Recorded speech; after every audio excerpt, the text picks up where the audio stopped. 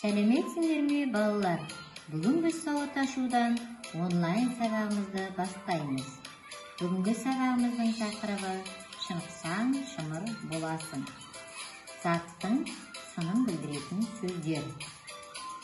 Ортақ тақырыбымыз дені саудың жаны сау деп аталады.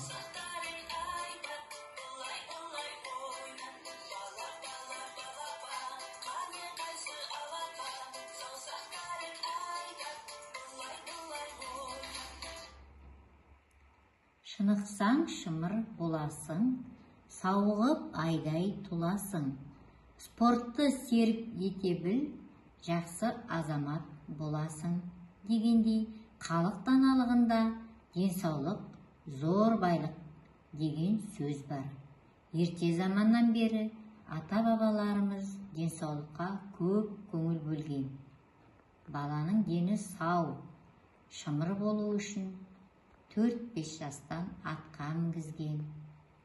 Садақ тарту, найза шаншу, күрес секілді денені шынықтыратын жаттығулармен жаттықтырған.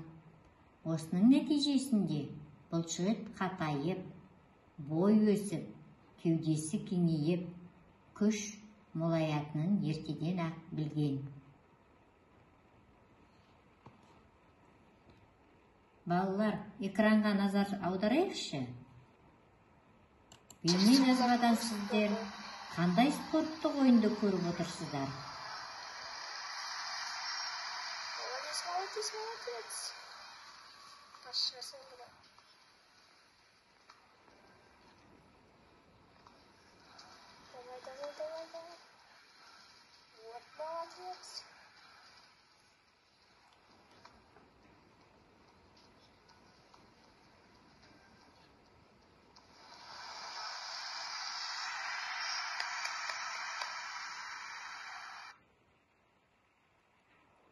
Дұрыс айтасыңдар, балалар. Бұл футбол ойыны. Жарайсыңдар.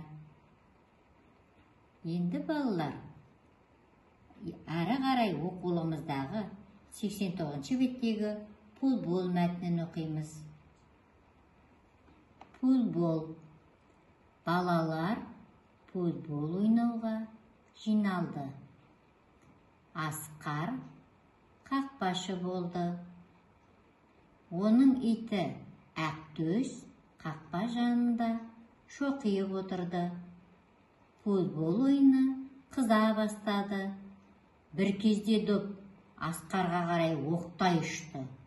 Допты ұстай алмаған қақпашы жығылып жатты.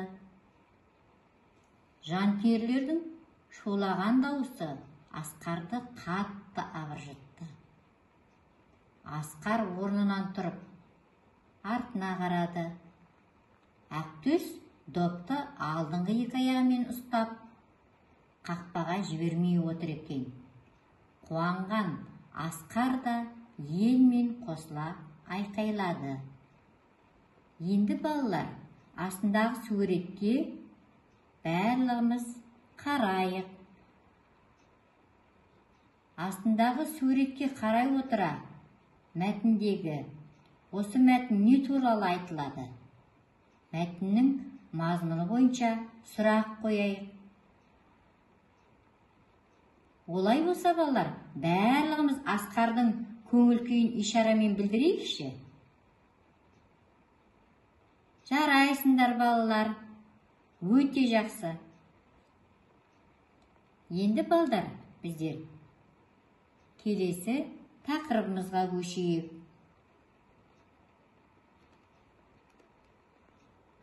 Енді біз диалог құрамыз балдар. Мысалы, сәлем Асқар, сәлем Диар. Әрі қарай балалар, өздерін жалғастырып көріңдерші. Ал балалар, бәріміз экранға назар аударайық. Ай мектеп.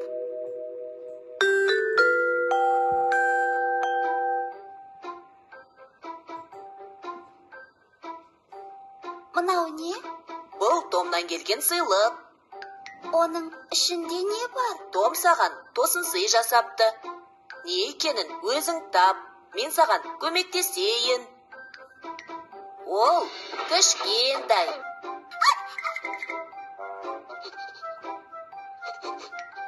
Бұл күшік пе?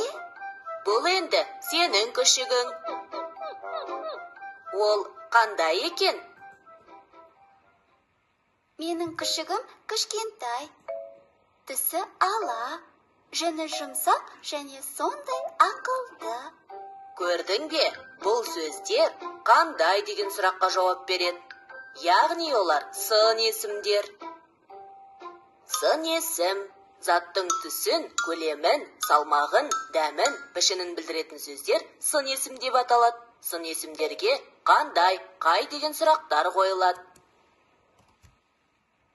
Балалар, енді ережені еске түсірейікші. Заттың сынын білдіретін сөздерге қандай деген сұрақтар қойылады. Жасыл ағаш. Қандай ағаш? Жасыл ағаш.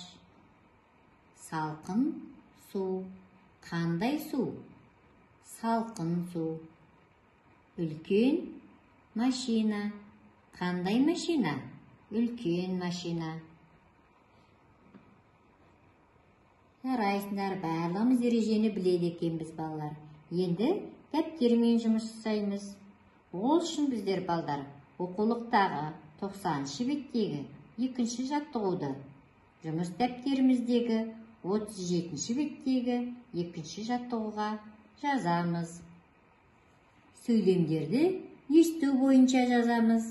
Заттың сынын білдіретін сөздердің астын сызамыз. Оларға сұрақ қоямыз. Дәптерді мұқият, таза, әрі әдемі жазамыз. Балалар жасыл алаңға шықты. Асқар қақпашы болды. Бүгін ойын қызықты өтті. Жарайсыңдар, балалар, барлығын үлгеріп жаздыңдар ма? Өте жақсы. Енді, балалар, келесі тапсырмамызда біздер доптың сипатын білдіретін сөздерді табамыз. Ол үшін біздер допты сипаттаймыз.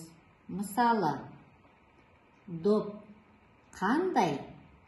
Доп жеңіл. Енді, балалар, өздерің әрі қарай сипаттап көріңдерші. Барлығымыз бірге сипаттаймыз, бірге қосыламыз, балдар, қосылып айтамыз. Енді, балдар, келесі тапсырмамызға көшейік.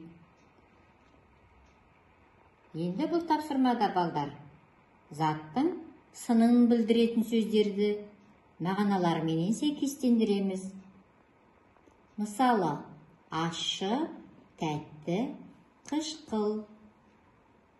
Қай сөздермен сәйкес келеді екен? Тамақты біз дәм арқылы білеміз. Мысалы, тұз, ащы, қант, тәтті, лимон, қышқыл. Біздер демек тамақты дәм арқылы біледі екенбіз. Демек, ащы, тәтті, қышқыл деген сөздерді біздер дәмі деген сөзбен сәйкестендіреді екенбіз. Енді қалған тапсырманы, балалар, өздеріңіз орындаңыздар. Енді, балдар, келесі тапсырмамызға көшейік. Ол үшін біздер жұмбақ шешеміз. Кішкене ғана доп, өзінде дамыл жоқ. Тақтайларға үнемі ұрғылайды маңдайын.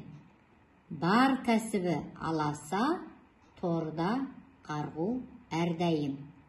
Тордан кетсе ойнақтап, ойын шыны ойланпа. Балалар, енді осы жұмбақтың шешуін ойланып, барлығын бірге шешіп көріңдерші. Әрине, балалар, дұрыс айтасыздар. Бұл жұмбақтың шешуі футбол. Енді балалар, бүгінгі өткен сабағымызға бас бармақ әдісі арқылы кері байланыс берейік. Тамаша, жарайсыңдар балалар. Сабақ аяқталды. Сау болыңыздар.